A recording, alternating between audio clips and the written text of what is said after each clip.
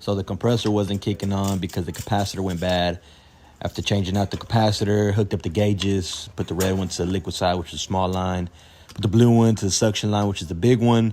And here I am about to thumb in the contactor, make sure that compressor actually is going to kick on with a signal from the thermostat.